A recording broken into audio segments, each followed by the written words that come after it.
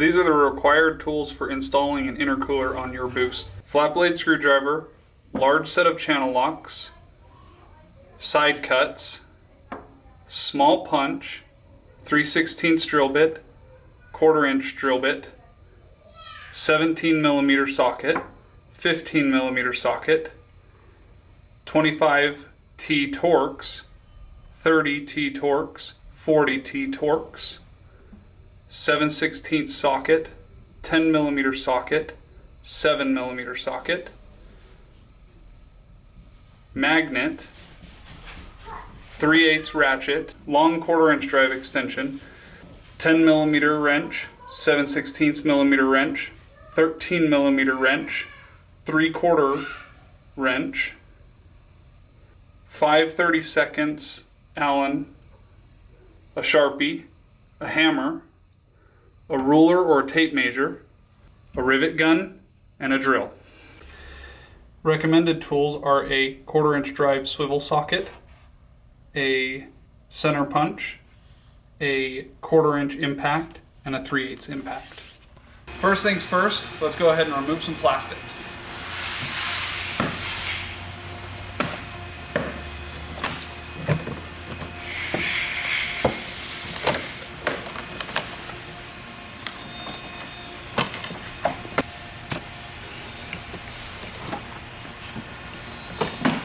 So next we need to go ahead and remove the seat so that we can pull the gas tank shroud off.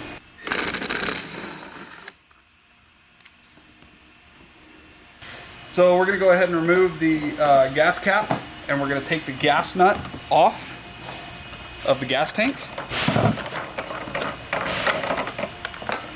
Then we're going to go ahead and pop our cluster up, slide it back, and we're going to unplug all of these units back here. Note that the easiest way to take this unit off is to take a flat blade screwdriver, push it down, and then pull the whole assembly back. Okay, so we're gonna go ahead and use a pair of side cuts, and we're just gonna very lightly pull the center of the pins up, pop them out. Then this shroud slides back and off. Then we're gonna come down here to the side just in front of the vents.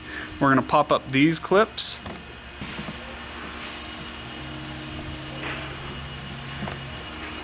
Then on the side here, we're going to remove this clip.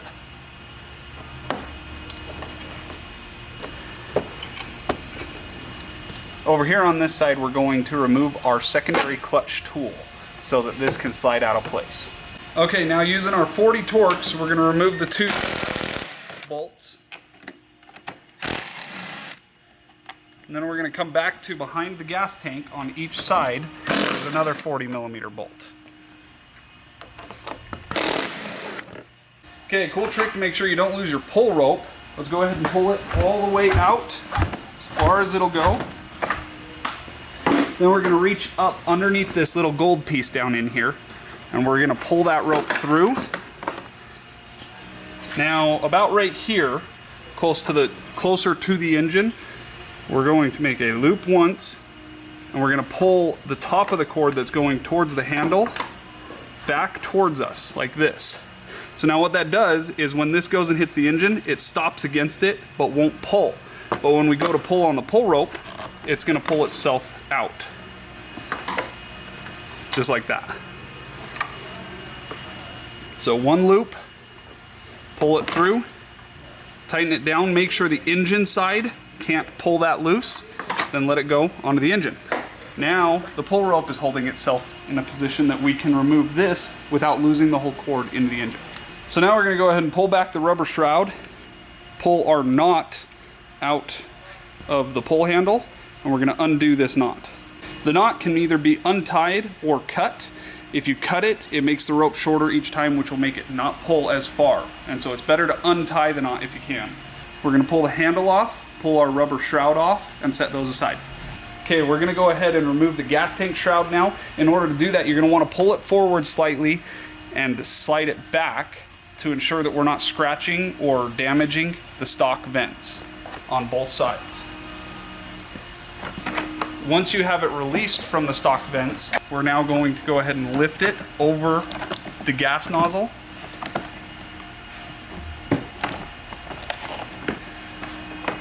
And slide the whole assembly back. Now we're going to go ahead and replace our gas cap back on the gas tank.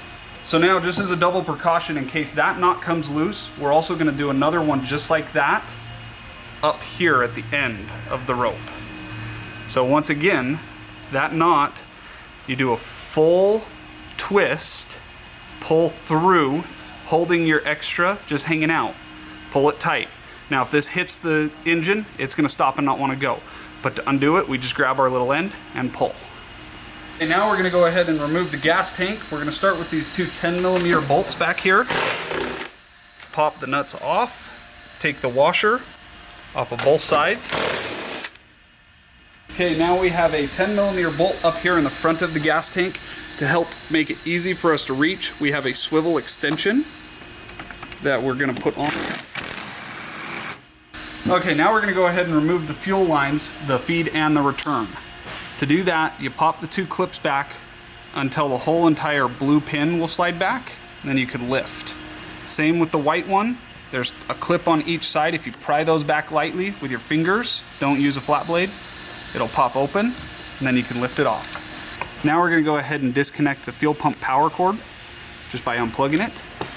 Then we're going to go ahead and lift on the back of the tank first, slide the tank back, and pull it out of the way. So now we're going to go ahead and remove the intake shroud. We're going to start by cutting the zip tie that is here. Then we're going to go ahead and unplug the ECU. There's two clips on either side. You just press those down and push. Next thing we want to do is go ahead and remove the hose clamp that is leading to the top of the turbo. You can either use a flat blade screwdriver or a 1/4 inch. Loosen that, pop it up, unplug this, remove the whole shroud. Okay, next thing we're going to do is we're going to install our belly cooler onto the bottom of the snowmobile. We're going to do this step first to ensure that nothing gets inside the engine while we are drilling out rivets and such. Okay, we're going to go ahead and pull the sled up on its side here, and using a 5-gallon bucket, we're going to set that right on the handlebars to help hold the vehicle on its side as we're working on the bottom. Okay, so first thing we're going to do is we're going to punch out all the center of the rivets using a center punch. And so, easy way to do this, pop it in there, smack.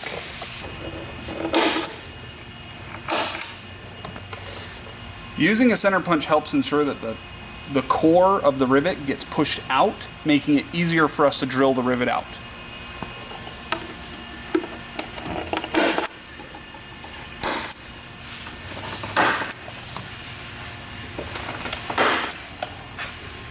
Okay, using a 3/16 drill bit, we're going to drill out the 4 black head rivets that are connecting the plastic to the frame so that we can then pull the plastic out of the way.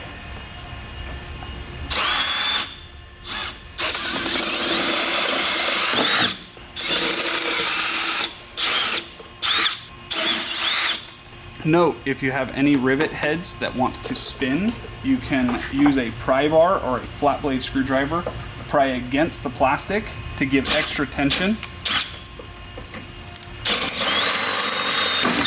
to help pop those rivets out.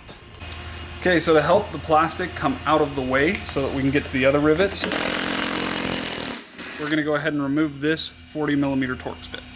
Pop the plastic up, pull it out of the way. Now we can access this rivet which was previously hidden.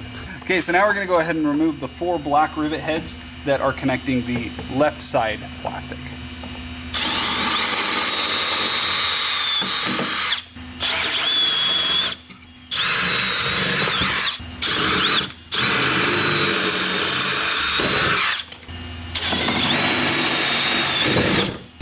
Now, using our center punch, we're going to punch out the center of these gold rivets holding this plate on.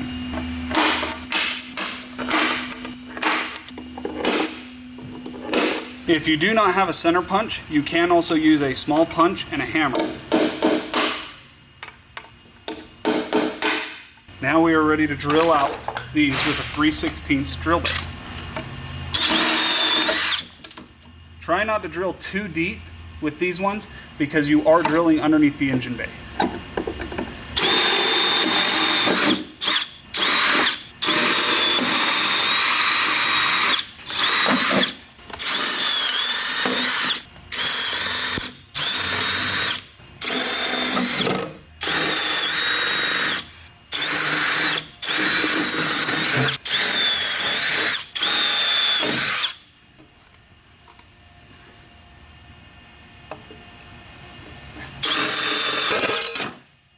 After you have drilled all the rivets, you then remove the belly panel.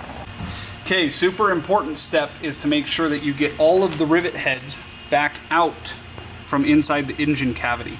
These will fall into the magneto and they will get stuck and destroy the magneto. So that's why it's important that we tip the sled on its side so that the primary and secondary are facing towards the ground, so that the magneto is at its highest point, so that all the rivets will fall away from the magneto.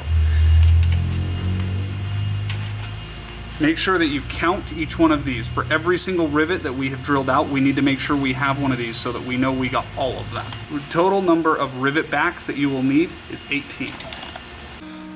So using brake parts cleaner and a rag, we're going to go ahead and wipe the surfaces down, ensuring not to spray these hoses, because these hoses will melt from the brake parts cleaner.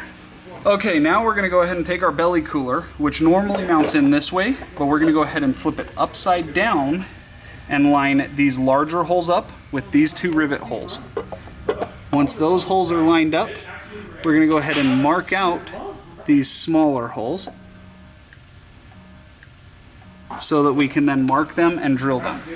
Now we're going to go ahead and center punch the marks which we just made.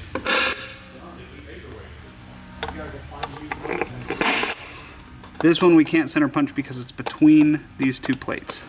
Now we're going to take our 3/16 drill bit and drill out our previously marked spot.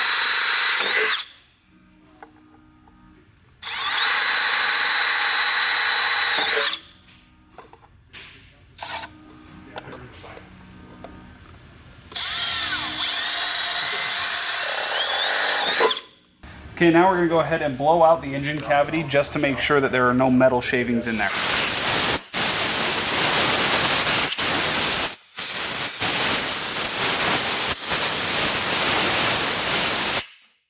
Okay, first we're going to take our shorter hose and run it along the PTO side between the engine and the tunnel.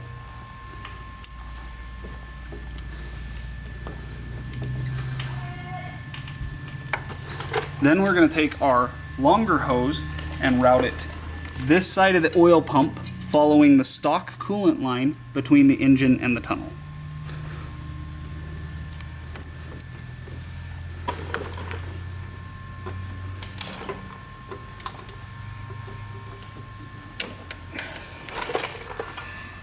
Okay, now we're going to take our trail cooler and 3 of our smaller supplied Torx bolts. We are going to set our trail cooler inside the chassis, and using our previously drilled holes, we are going to insert our Torx bolts. Using a 27 Torx, we are going to thread the hole.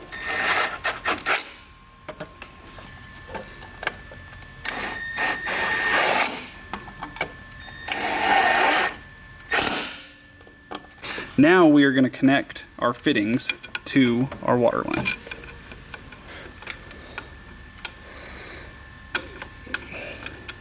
Now using a 13mm wrench, we're going to go ahead and snug these up. Just nice and snug, we do not want to over tighten them. These do not need Teflon tape because they are a 4AN fitting.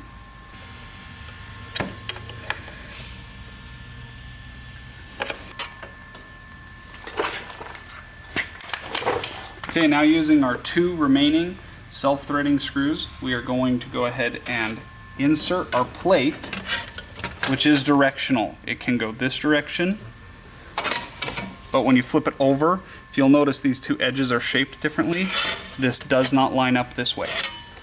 You want to make sure that your curved edge is going towards the muffler. We're going to loosely install using a 27 Torx. Now using our large self-threading screws, we are going to fasten the plate to the chassis using a 30mm Torx.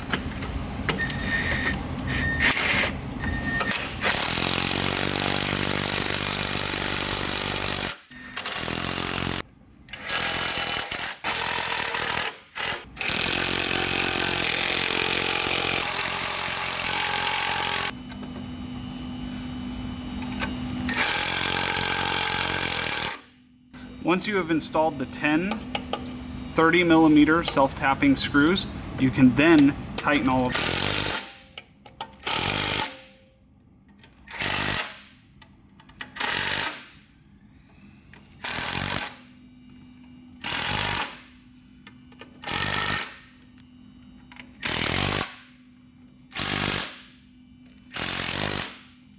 Now using our 27 Torx, we're going to go ahead and tighten down the core itself, ensuring not to over tighten and strip these bolts.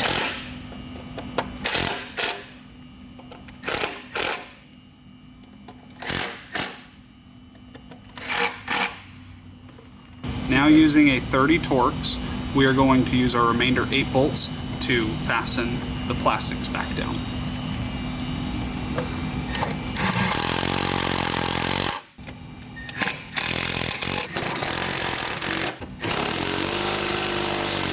We're going to go ahead and replace this plastic back into its original position and fasten it down.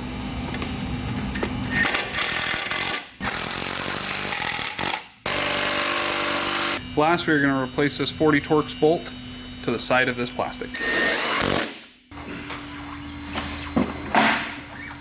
Okay, so now it is time to take out the airbox. So first we're going to go ahead and loosen all the hose clamps up. We're going to get down into the turbo hose clamp right here. This is a 7mm or a flat blade screwdriver. We're going to loosen that hose clamp up. We're going to leave this hose clamp tight for now. And using a 10mm, we're going to go ahead and remove these 2 nuts so that we can lift this up out of the way,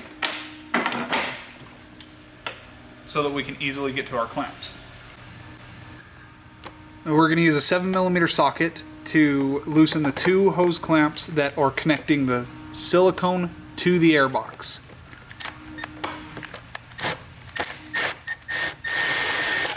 Loosen the PTO side first. Roll the clamp down so that you can more easily get to the mag side.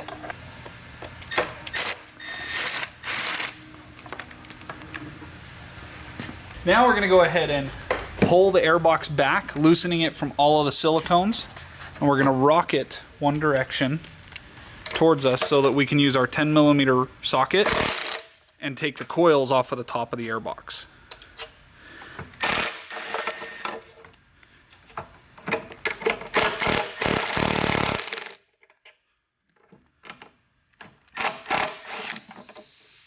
Once those 4 bolts are loosened, you can then rock the airbox even further forward and take the 10mm bolt off the map sensor.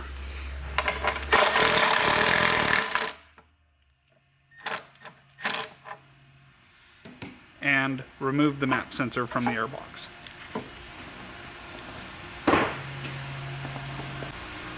Now we're going to grab the airbox and rotate it back, pulling it out through the gas tank opening. Okay, so now we're going to go ahead and plug our throttle bodies with some paper towels really quick to ensure that no metal shavings get down into the engine. And we're going to go ahead and make a grind right here, a small grind to leave room for this nipple that we're putting on our intercooler. And we're going to use this aluminum grinder bit for that.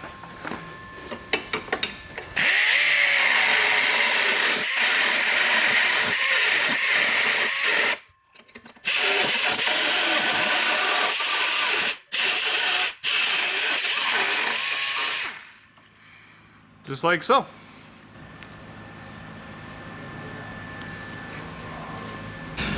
Once we have finished grinding this section and have blown all of the metal shavings out of here so that we're nice and clean again, we're going to go ahead and remove our paper towels from the throttle bodies.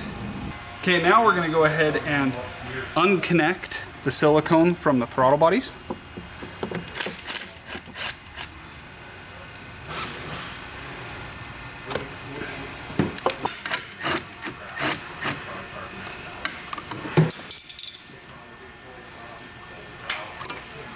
Once the silicones are removed, we're going to go ahead and remove the hose clamp, rotate this upside down, flip this in a position so that we can still get it from this angle. And we're going to replace the silicone so that these rubber connections are facing straight up. and retighten. On the mag side of the engine, we have to make sure that this clamp is rotated in a position that it does not hang up on the throttle bodies, or on the throttle at all. So we can move the throttle and make sure that this is not contacting that clamp.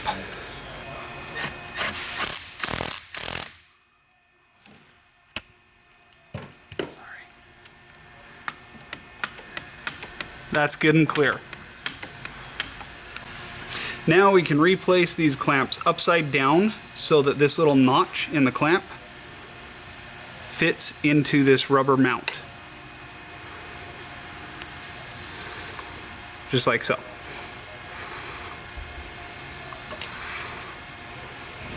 For 2022 models, you will need to remove the boost clamps and install our billet adapters, followed with the provided silicone and hose clamps. Now we are going to install our rubber bumper to our drive shaft guard.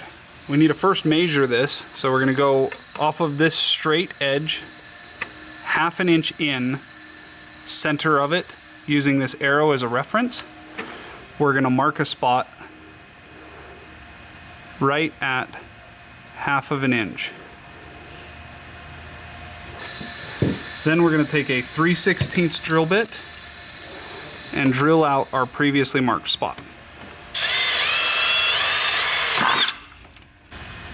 Now we're going to install our rubber bumper using a pair of pliers, grabbing it from the back side.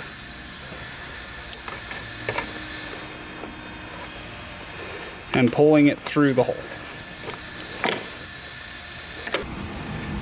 And we're going to go ahead and install our intercooler. We're going to install an intake side first, down through this cavity here. Once we get to about here, we're going to go ahead and snake our intake up towards our silicone boot that's on our turbo. Start feeding that in. So now you're going to want to begin aligning the silicone boots coming off of your throttle body to your intercooler, and then we're going to go ahead and snake this barb underneath this aluminum. Reach our fingers through the intercooler, ensuring that our throttle body boots are lining up. Push the intercooler onto the throttle body boots and put this down into its rest position where the silicone is sitting nice and square against the entire thing. Okay, so now to ensure that our intercooler fitment is correct and is sitting in its proper position, we're going to go ahead and check to make sure that our steering post here has plenty of clearance from this silicone itself. You should be seeing about a finger's width of thickness there. Now we're going to replace our oil tank back into its original position and fasten it down with the two 10mm bolts. Okay, now we need to go ahead and remove the secondary. In order to do that, we need our secondary belt removing tool. We're going to thread that into its hole. And as you run this in, it's going to spread the sheaths, loosening the belt up, allowing us to pull it out. Now we're going to shimmy the belt out of the secondary first, working it from the bottom up and around.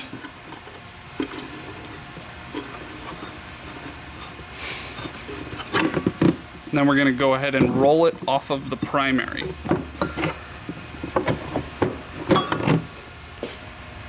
Using a 40 Torx, we are going to go ahead and remove the bolt from the side panel and pull the side panel back, allowing us to easily remove the secondary. We are then going to use a 15mm to remove the secondary bolt. These washers and this spacer are designed so that the bolt will tighten down but not sit against the secondary, so the secondary can float a little bit. It is important to make sure that these washers and this spacer is not lost so that the secondary doesn't end up getting too tight or too loose in its flow. We then are going to go ahead and pull the secondary off of the drive shaft, ensuring that if any spacers are stuck to the secondary, that they get put back on the shaft so that we don't lose them, as well making sure that no washers have fallen down into the belly pan. We want to make sure that all of these washers are back on this shaft because these also set the float. Okay, now we need to go ahead and tighten down both hose clamps that are attaching the silicone to the airbox. Starting with the mag side first. Rotate the primary down into position, making sure that we are on our little rubber stop up top, and then tightening the PTO side.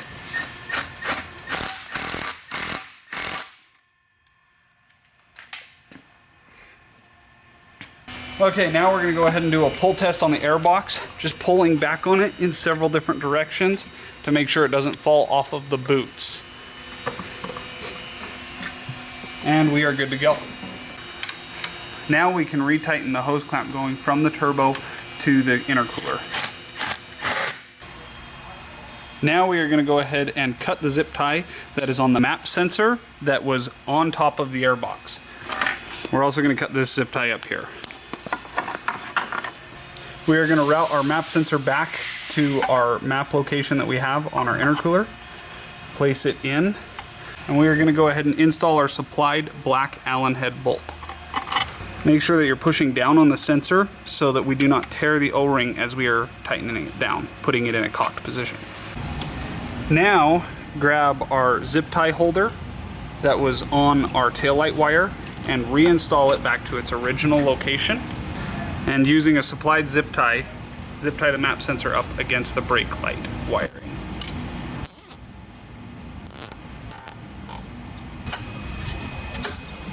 Follow that with another zip tie up higher, closer to the plug-in for the taillights. We're going to go ahead and install our water pump with our supplied hose clamp. We're going to set our water pump in position with the out nipple facing towards the engine. We're going to wrap the hose clamp underneath the mount, forward, and fasten the hose clamp and tighten it.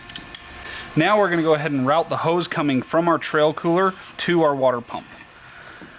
So we're going to route this up through following the stock coolant hose that's going to the head, behind the return fuel line.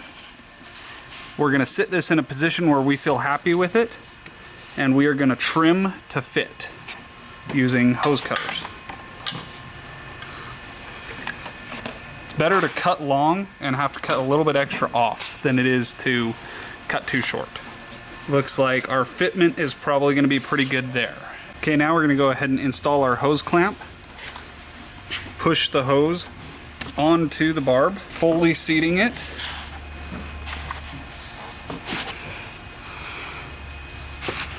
Adjust our hose clamp into a place where it's going to tighten against the barbs and in a position that's easy for us to get to.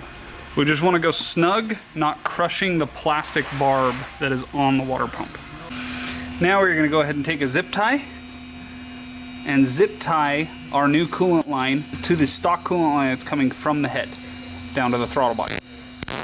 It is important to make sure that this hose doesn't stick too far out this way because it will run into the belt. We want to make sure that we are flush with these hoses. Now we are going to take our coolant hose coming from the belly radiator on our mag side, and we are going to route it up through here close to where the stock fuel lines are being routed.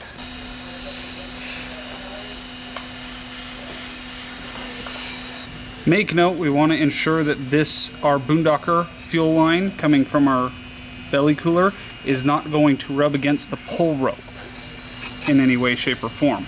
And so we have tucked it behind one of the stock coolant lines up in there.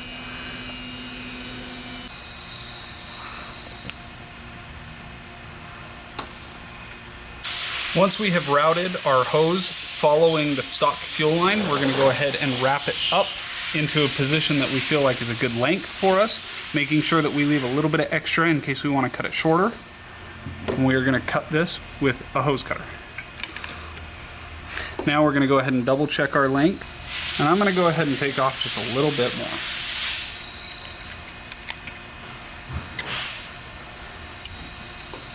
Now we are to a length that we are long enough that we're not going to kink, but we are short enough that we're not going to come too far up the hose bar.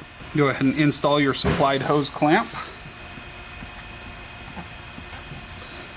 Make sure to tighten the hose clamp in an orientation that it is not facing straight out this direction, otherwise it will run into the gas tank. Now we're going to go ahead and install the water bottle. We're going to go ahead and set it into position where we feel like this hose is going to best line up. We're going to go ahead and mark our rivet holes, front and back.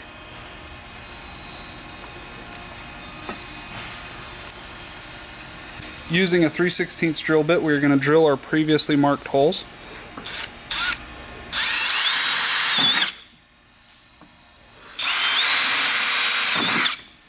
Now we are going to go ahead and trim our hose coming off our water pump to length.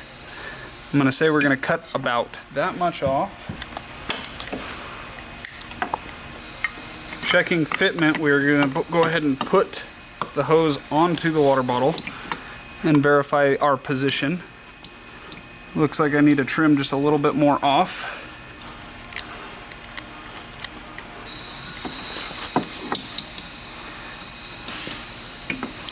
Now our length looks pretty good. Now we're going to go ahead and install our supplied hose clamp to our water line and push our water bottle onto the hose. Set our water bottle down where our holes are positioned to make sure that our hose length is correct. And then tighten the hose clamp. Using the supplied 2 small-headed rivets, we're going to go from the bottom, where the secondary is, up through the oil tank plate, through our water bottle, and rivet it down on both the back and the front. Now we're going to install our supplied hose line onto the nipple that is on our intercooler.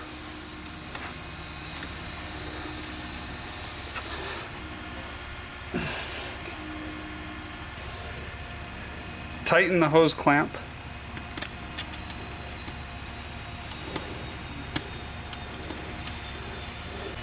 Route our hose forward towards the front of the intercooler, wrap it around and connect it to the water bottle.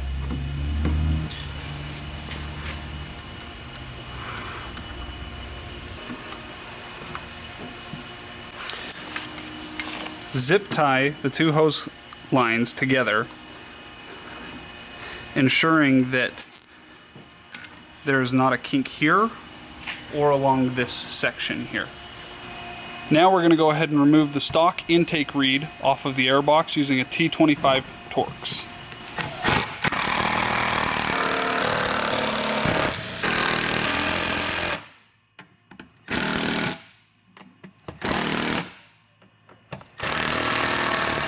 It is important to note that the last 4 bolts you take out evenly together to make sure that the reed doesn't get kinked in a bad position and crack, because there is an O-ring surface pushing away from the stock Airbox.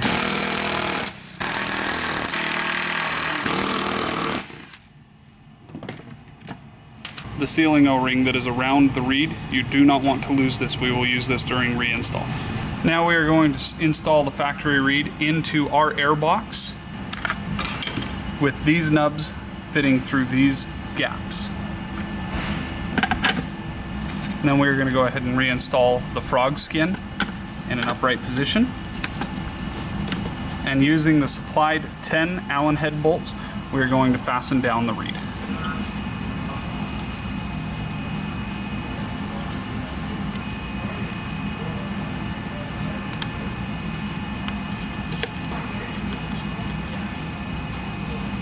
Now you're going to want to go ahead and tighten these evenly in a sequence that we will show you in a picture.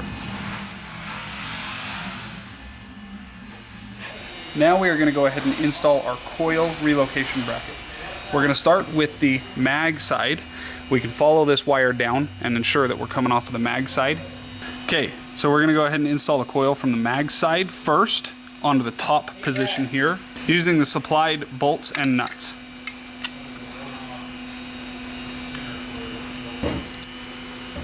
We are going to install our PTO side on the bottom.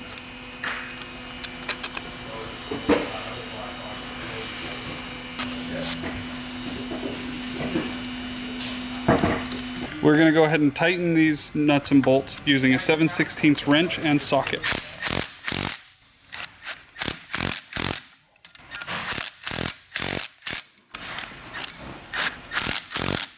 Now using a 10mm, we're going to go ahead and unbolt the ECU from our intake shroud.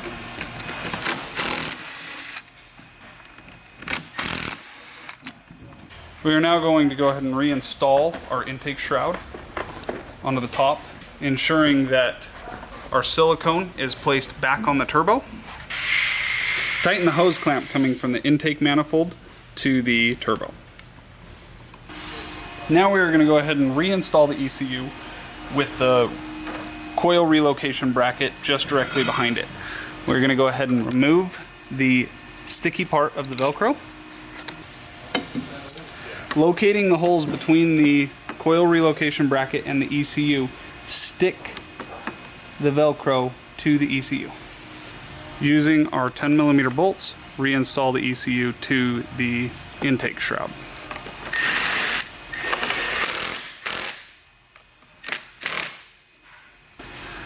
Reconnect the ECU stock connections. Now we are going to install our power supply for our water pump. We're going to go ahead and disconnect the auxiliary power supply from its dead plug. Plug in our auxiliary adapter. Plug our water pump harness into our auxiliary power harness. We are going to also cut the stock tape off of here and remove this auxiliary plug.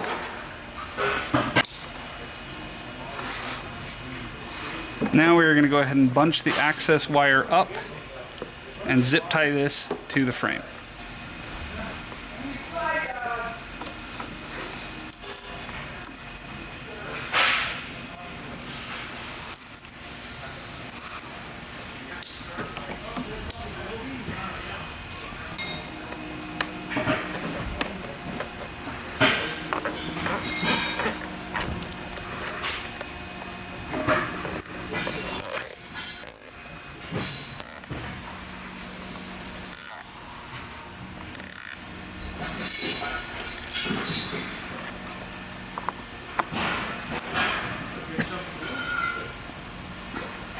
Now we're going to go ahead and reinstall the secondary onto our drive shaft.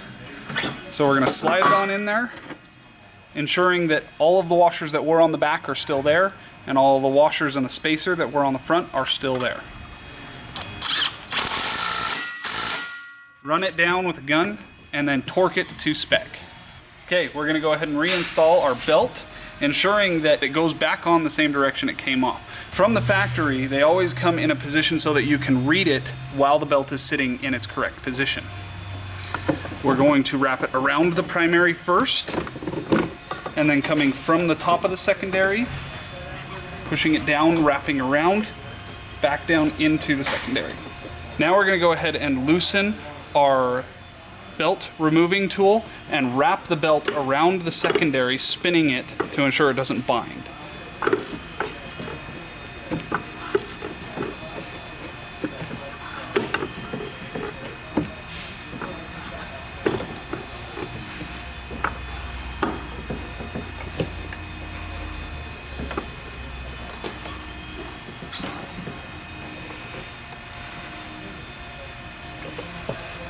Using T40 Torx, we're going to go ahead and reinstall our plastic bolt on the side. Okay, now we're going to go ahead and replace the gas tank. We're going to slide it forward into its spot, ensuring that our tab goes underneath the aluminum here. Push the back till our bolts are in position.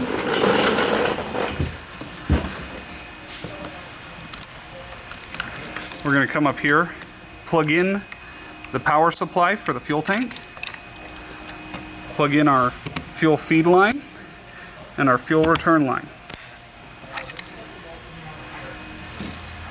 Now using our 10mm, we're going to reinstall the gold bolt that goes up here.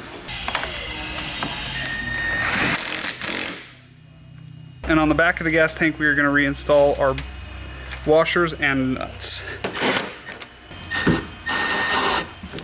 Okay, now we're going to go ahead and fill our water bottle up with some coolant.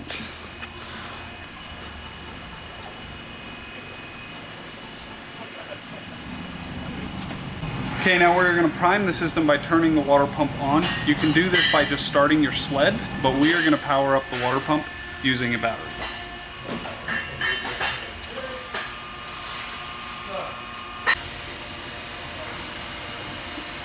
While priming the water pump, we will need to add coolant, ensuring that the water pump does not run dry and burn out. Once the whole system has been bled properly, we're going to go ahead and place our plastic cap over our water bottle and snug it down with a wrench.